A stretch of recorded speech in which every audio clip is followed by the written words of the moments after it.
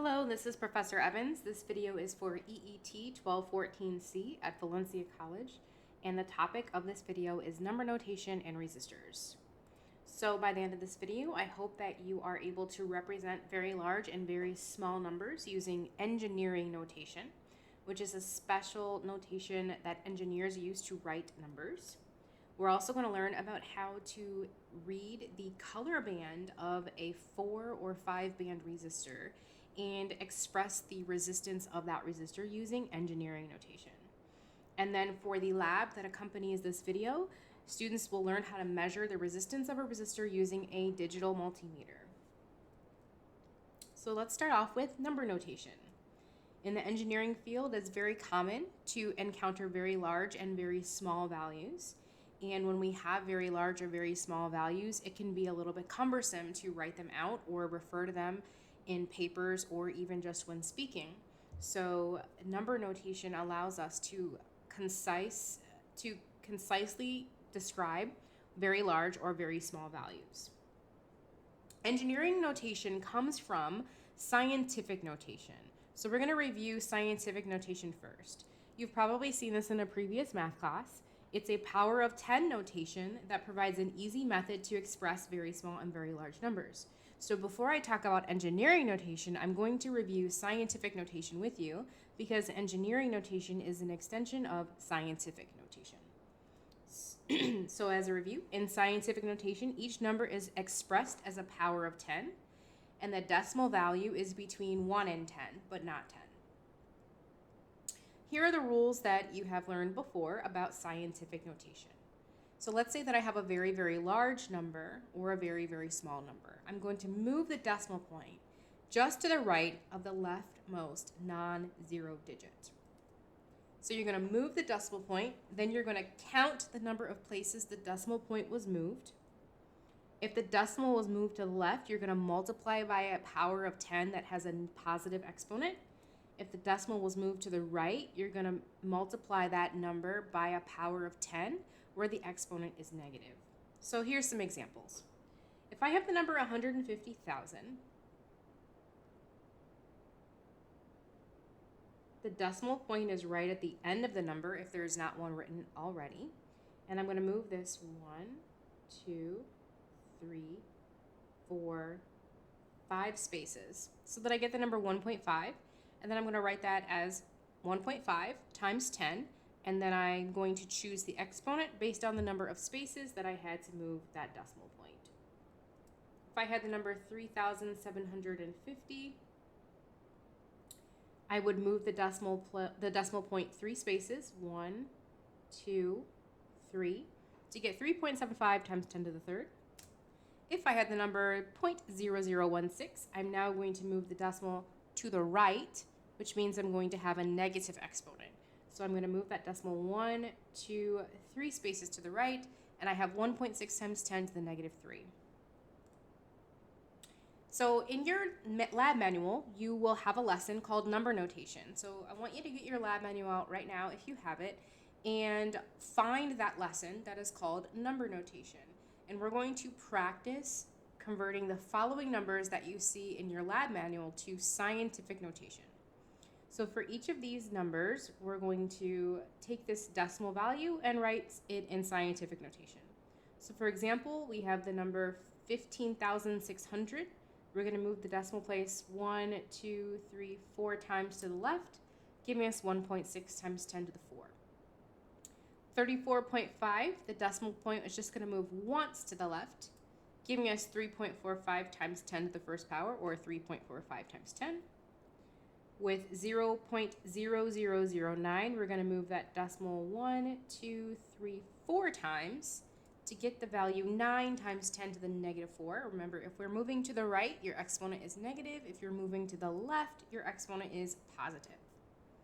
The number 43,500 is going to become 4.35 times 10 to the fourth power. And then we have the number negative 325,000. Your negative sign is just going to stay with your number, and you're still going to move that decimal point. In this case, we're moving it 5 places to the left. Now let's go the other way. So you'll see these examples as well in your lab manual, and I want you to practice making sure that you can take a number written in scientific notation and write it back as a decimal number. So for example, 1.058 times 10 to the 6th power, that tells us we're going to take that decimal point and we're going to move it 6 times to the right to expand that number into a really, really large number. And you're going to get 1,058,000. When you take that decimal point and you move it 1, 2, 3, and then 4, 5, 6, you have an additional 3 spaces that you're going to fill with zeros. 1 times 10 to the negative 5th tells me that I have to move the decimal point 5 spaces to the left in order to turn that into a very, very, very small decimal number, and I'm going to get 0.00001. The next one, 3.567 times 10 to the negative 3. Again, I know I have to move that decimal point to the left to make this a very small number, and I'm going to get 0.003567. We can always check our work by moving that decimal point back to where it started, and we should end up with 3.567 times 10 to the negative 3. 2.5 times 10 to the 9, that's a really, really large number. I'm going to move the decimal point to the right 9 times, and I'm going to end up with 2,500,000,000 when I'm done. And then with the last one, 4.85 times 10 to the negative 4, again, that's going to become a very, very small number by moving that decimal point to the left 4 spaces. So that's a quick review of scientific notation. Now let's talk about engineering notation. It's a special form of scientific notation where the exponent of 10 can only be a multiple of 3, positive or negative, but it's got to be a multiple of 3. In your lab manual, you'll see this chart. And this chart explains how we go from scientific notation to engineering notation. So on the far left, you'll see a decimal value. The next column shows that same decimal value in scientific notation. And then the next column shows how we would represent that in engineering notation. Notice that only the gray rows have an exponent that is a multiple of 3. So we have 10 to the 3rd is represented with kilo, or capital K. 10 to the 6th is represented by mega, or capital M. 10 to the 9th is represented by giga, capital G. 10 to the 12th is represented by tera, capital T. Anything in between does not have an engineering notation, so our exponent has to be a multiple of 3. If we have negative exponents, we have 10 to the negative 3 power is milli, represented by lowercase m. 10 to the negative 6 is micro, which is a lowercase mu. That's the Greek letter mu. 10 to the negative 9 is nano. We use an n, or this is the Greek letter eta, which is an n with like a tail on the right-hand side. You can use n, but it's technically supposed to be the Greek letter eta. And then we have 10 to the negative 12, which is pico, or lowercase p. You'll see this chart in your lab manual. So now let's talk about how we apply this. Let's say that I have a measurement of 0.0015, and that letter A stands for amps. Amps is a unit of measurement for current. So with the engineering notation, the first thing that we're going to see is that every number has a unit, because as an engineer, I can't just write down the number 0.0015. I need to know, is that dollars, seconds, feet per second? Is it, is it number of gold bars? Is it amps? Is it current? Is it voltage? Without a unit, an engineer does not know what that number represents. So we're going to make sure from this point going forward that every number we write has a unit, and then we're also going to apply engineering notation. So this number is 0.0015 amps. I'm going to move the decimal point in groups of 3. So I'm going to move that decimal point 1, 2, 3 to get 1.5 times 10 to the negative 3 amps. Now with engineering notation, if we go back to our chart, we're going to find that particular exponent and we're going to replace it with a symbol in front of our unit.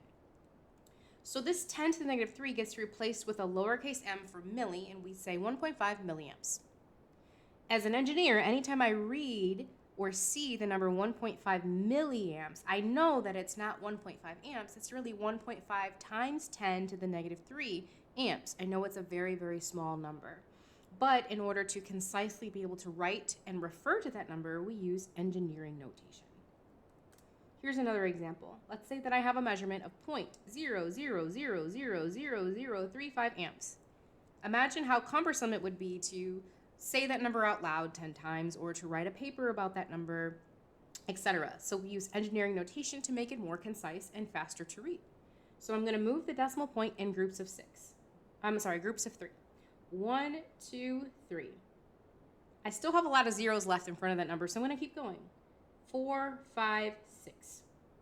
Now, I can choose to stop here or go another 3. It's sort of up to you at this point because you only can move in groups of 3. You get as close to the number as possible. So if I decide to stop here, I have 0.35 times 10 to the negative 6. Again, going back to our chart, 10 to the negative 6 gives me the symbol mu as my prefix, my engineering prefix. So the 10 to the negative 6 gets replaced with that Greek letter mu, and I would say that my answer is now 0.35 microamps.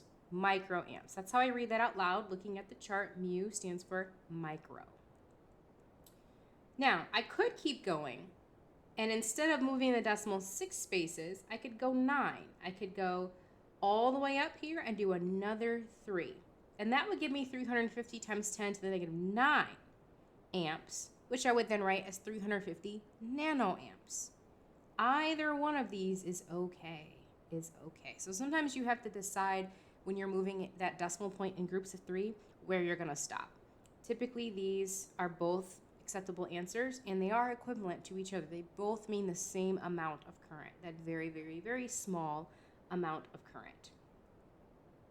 Here's another one. 4,700 ohms. Ohms is our unit of measurement for resistance, which we're going to talk about later in this video. So I'm going to move the decimal point 3 times to the left to get 4.7 times 10 to the third. That 10 to the third gets replaced with kilo. So that's 4.7 kiloohms. Make sure that you review the table in your lab manual. It may not be on this page depending on what version you have, but make sure that you review that chart in your lab manual and start memorizing those engineering prefixes based on those groups of 3 in the exponent. So go back to your lab manual, the number notation section in your manual. We're going to practice now writing some quantities in engineering notation. I've put the chart on the side of the screen just as a reference, but you should also be able to locate this in your lab manual. And we're going to convert these values that you see on the screen into engineering notation. So the first one we have is 12 times negative 3 amps. I can see the exponent is already a multiple of 3, so I'm just going to go to my chart, find that exponent, and I know that I'm going to replace it with milli. So that's going to become 12 milliamps. With the next one, 0.000045 amps, I'm going to move that decimal 1, 2, 3, 4, 5, 6.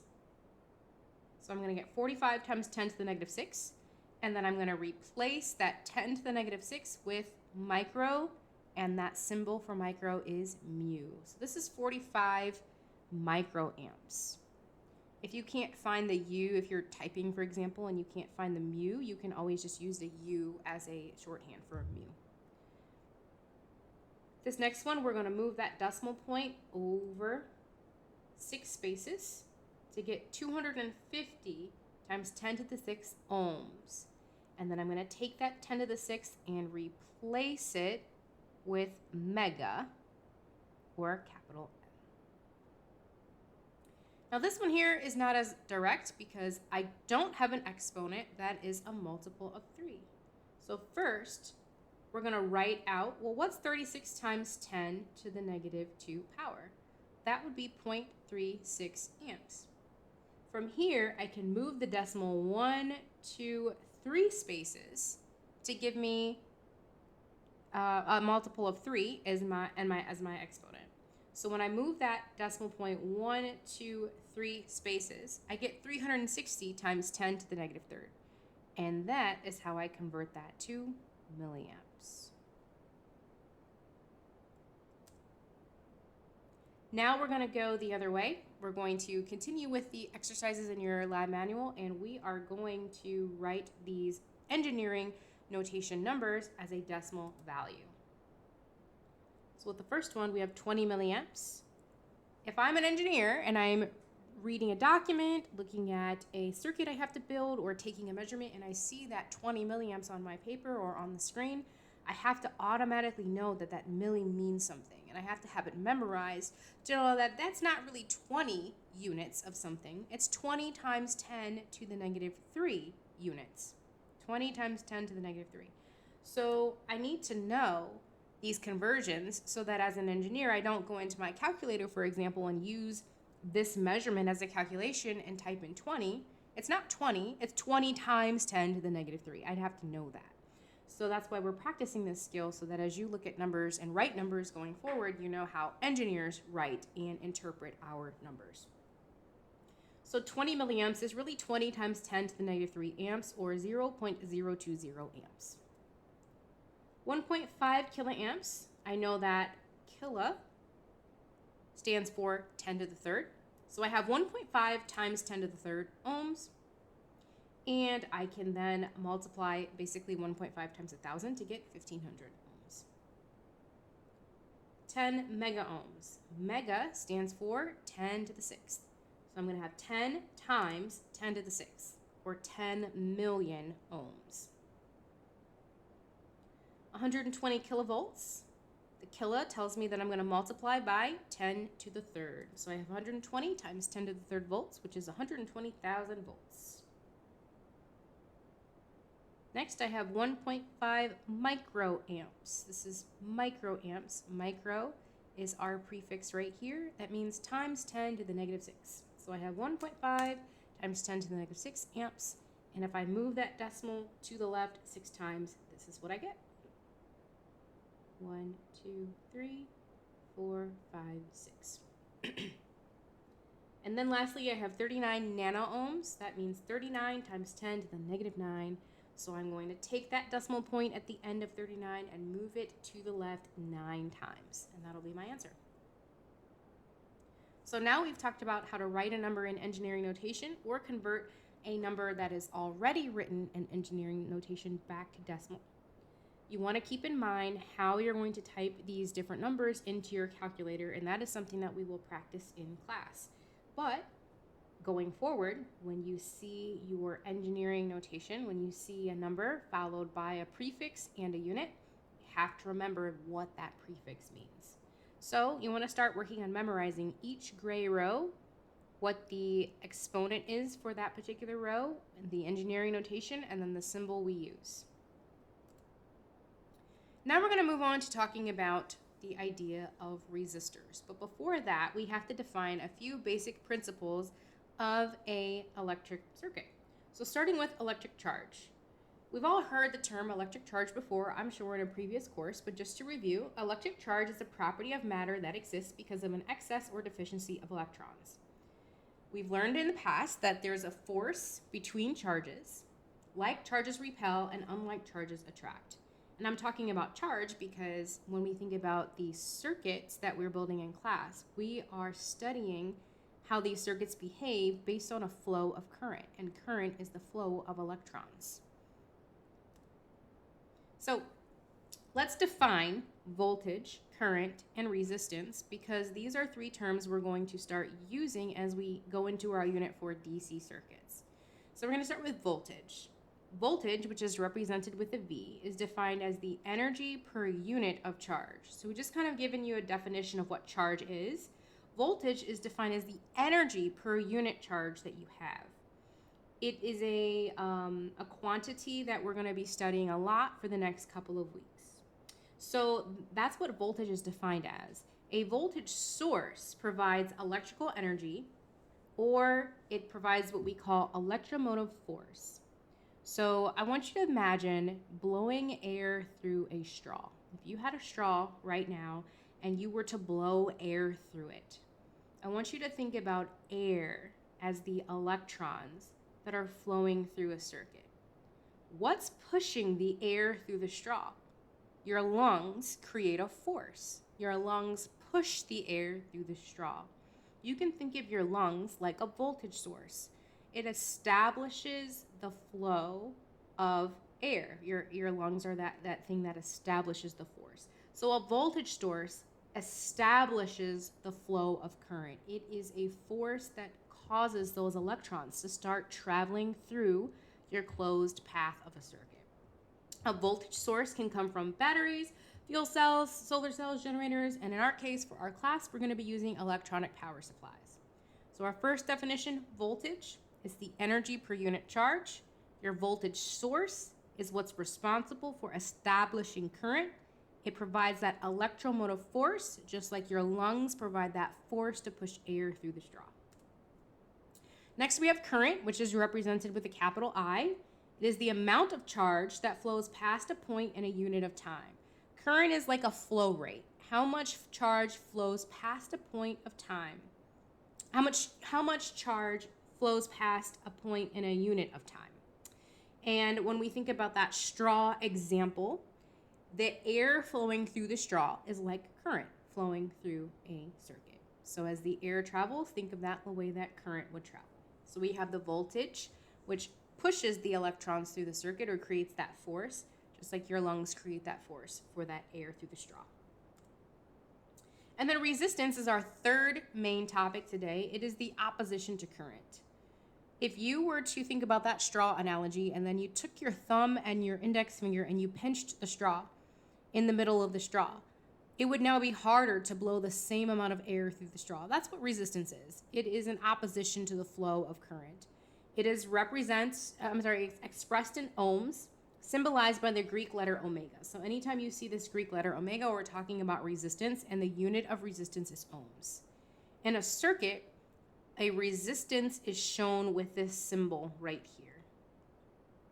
So this is our voltage source. These are our wires, which allow current to flow through the circuit. And then these are our resistances to that flow of current. So to summarize, our three basic quantities in any electrical circuit that we're going to be studying in this unit for DC circuits, we have voltage, current, and resistance. And I like to use two analogies. So we've talked about the straw analogy. There's also a common analogy to understand voltage, current, and resistance. It's called the water pipe analogy, and that's what's shown on the screen here. Another way to think about voltage, current, and resistance is to think about the water flowing through a pipe that is pointed down like this. Water is going to come down and out of the pipe because of the force of gravity.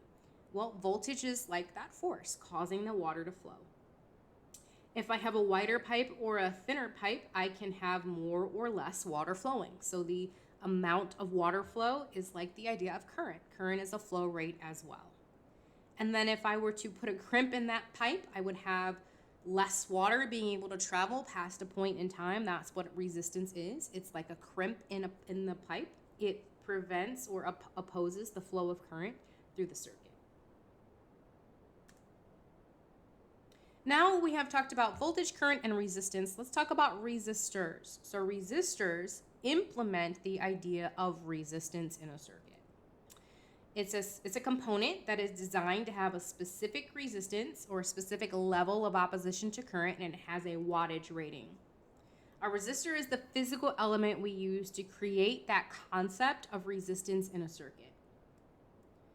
So resistors are used to limit current because, again, they oppose the flow of current, so they'll limit the amount of current that can flow past them. They also are used to divide voltage, and they generate heat by dividing voltage. Resistors can be either fixed or variable. A fixed resistor has a resistance that cannot be changed. Variable resistors are designed to provide a range of resistance. The most common variable resistor is called a potentiometer. It's a 3-terminal device where you can rotate between the terminals and have a different level of resistance. A great example of a potentiometer is a volume control knob. If you've ever turned up or down the volume on a stereo system or anything like that, you're using a potentiometer. The resistance of a resistor can be measured using a digital multimeter, which is a DMM, or a volt-ohm meter. you will see how to use a DMM today, or not today, but whenever we do our lab about resistors in class. And resistors are usually color-coded in order to know what level of resistance they're supposed to have. So now we're going to talk about how we decode a resistor by reading the color codes to figure out its level of resistance. Each color stands for a number, and the conversion between numbers and colors is given in your lab manual. So you will want to find your lab exercise 3 in your manual and locate the color code table provided. This is going to help you understand how do we read the color bands on a resistor to determine how much resistance it has. So once you've found the color code table in your lab manual, you can go through it and see that each color has a digit associated with it and a multiplier associated with it. Some colors also have a tolerance associated with it. When you read a resistor, let's start with the 4 band. When you read a resistor, there are 4 colors that you'll see on the resistor. The first color is called a digit. The second color is also a digit. So if your first 2 bands are brown and black, for example, your digits would be 1 and 0, making the number 10. So the first 2 colors just represent digits. The third color is a multiplier, and that is where you're going to grab from the multiplier column, and you're multiplying your digit by whatever multiplier corresponds with your color. The last value is the tolerance band, which represents a range of acceptable values that resistor could have. So resistors can have a tolerance of plus or minus 1%, 2%, 20%, 10%, or 5%. Meaning, let's say that I'm supposed to have a 1 kilo ohm resistor. That's 1,000 ohms. If my tolerance is 10%, that means I could have 10% more or 10% less when I actually measure that resistor. And as long as it's within that tolerance, it's acceptable or it's expected. So we want to be aware of our tolerances as well, because when you actually measure that resistor, it might be slightly higher or slightly lower than what you expect. If you measure a resistor that is outside the range of tolerance, you definitely don't want to use it. But in general, we can expect a resistor to be within its range of tolerance when we use it in a circuit.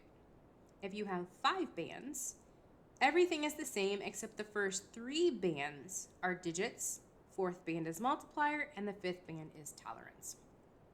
So let's look at an example. Let's say that I have a resistor, and the resistor is red, black, yellow, silver. And you'll kind of know how to read it from left to right because this band is so much further away from these. That tells us that this is most likely the tolerance band. The 3 bands that are close together tell us that those are the bands that are going to let us know the digits and the multiplier. So the first band is red, so you're going to go to your table and find the digit for red, which is 2. The second band is black, so you're going to go to your table and find the digit for black, which is 0. So I have 2, 0, or the number 20. The third band is my multiplier, so I'm going to find yellow, and I'm going to go to the multiplier column, and I'm going to see, okay, I have to multiply by 10,000 or 10 to the 4th. So the value of this resistor is 20 times 10,000, or 200,000.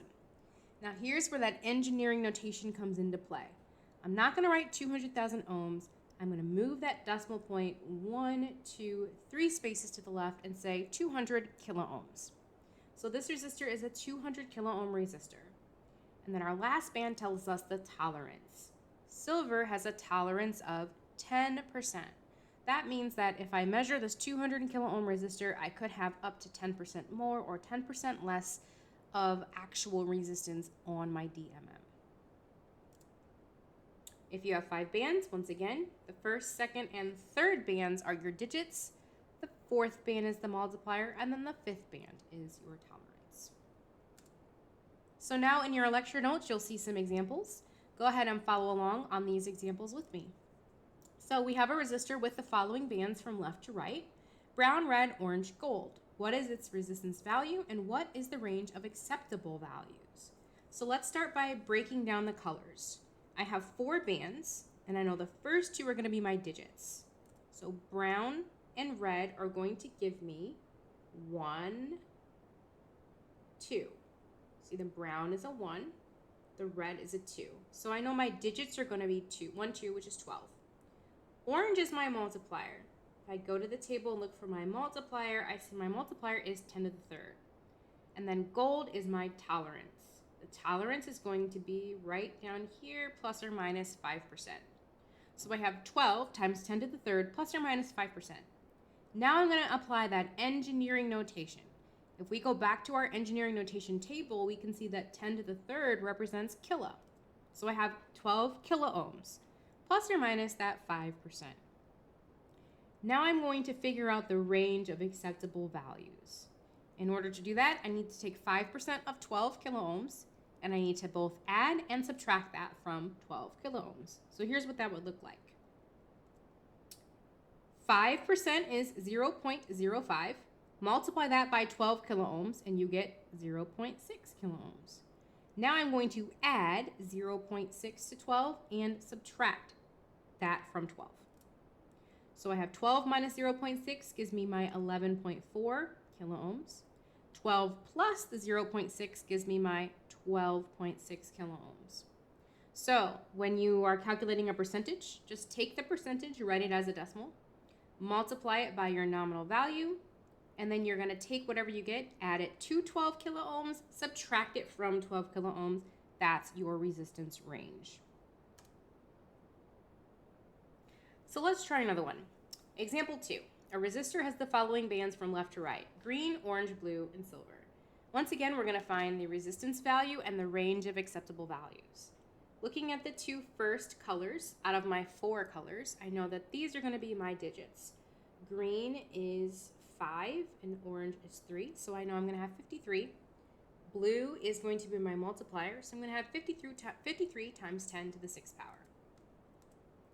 And then I have silver for my tolerance, so I'm going to have plus or minus 10%.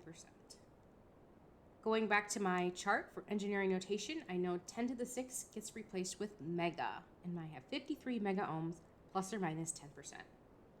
Once again, to find that range, I'm going to take 10% of 53, which would be 5.3, and I'm going to add that to 53 as well as subtract it from 53, and that's how I get my range. Example 3. A resistor has the following bands from left to right: violet, blue, gray, orange, and red. Now I have a 5-band resistor, so I know that the first 3 colors are going to be my digits. So I have violet, which is 7, blue, which is 6, and gray, which is 8. So I have 768, and orange is my multiplier, so I have 768 times 10 to the third as my resistance value. And then my tolerance is red, so I have plus or minus 2%.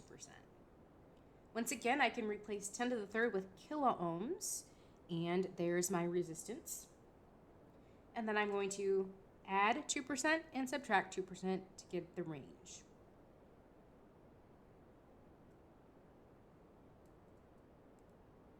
Example 4, we have yellow, orange, black, red, and none.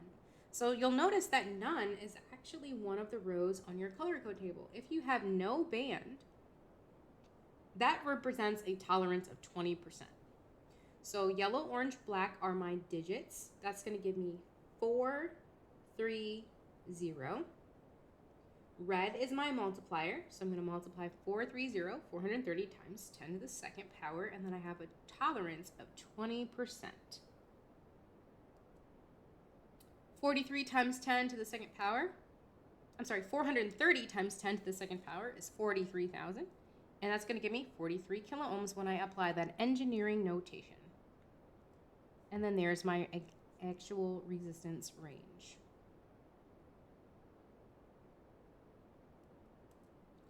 Now let's go backwards. Let's say that I give you the resistor and the tolerance. Can you tell me what the color codes are? So in this example, we have 168 kiloohms with a 5% tolerance. What do the color codes have to be, or what do the color bands have to be in order to make up that specific resistor? Well, I know I have 3 digits, 1, 6, 8. So I'm going to go find the colors for my 3 digits. 1 is brown, blue is 6, and gray is 8. And then I'm multiplying that by kiloohms. what color gives me the multiplier for kiloohms? Well, kilo is times 10 to the third. Go find the multiplier for 10 to the third and then find the color that represents that, which in this case would be orange. And then lastly, I have a tolerance of 5%, which I can see from the table means gold. So the resistor that would give me this exact level of resistance is a brown, blue, gray, orange, gold resistor. And let's do one more. What are the color codes for a 14 ohm resistor with a 20% tolerance? In this case, I have 14 ohms. So my digits are 1 and 4. 1 and 4. But am I multiplying the 1 and 4 to make 14? Am I multiplying that 14 by anything? In this case, I'm not. I don't have any engineering notation in front. I have 14 ohms, not kiloohms or mega ohms or anything like that. I just have 14 ohms. So in this case, I'm not really multiplying by anything. I'm just multiplying by 1. So my multiplier is going to come out to be black. I get the 1 for brown, the 4 for yellow, giving me 14. Multiplied by 10 to the 0. 10 to the 0 is 1. 14 times 1 gives me 14. And then I have no band for my tolerance. So if you don't think there's a multiplier, it might be black. You might just be multiplying that particular value by 1. And this is how we use the color code table to read the value of a resistor and figure out its tolerance. And that's the end of this video. If you have questions, please contact me via my Valencia email, Canvas message if you are a current student, or write a comment on this video and I will respond.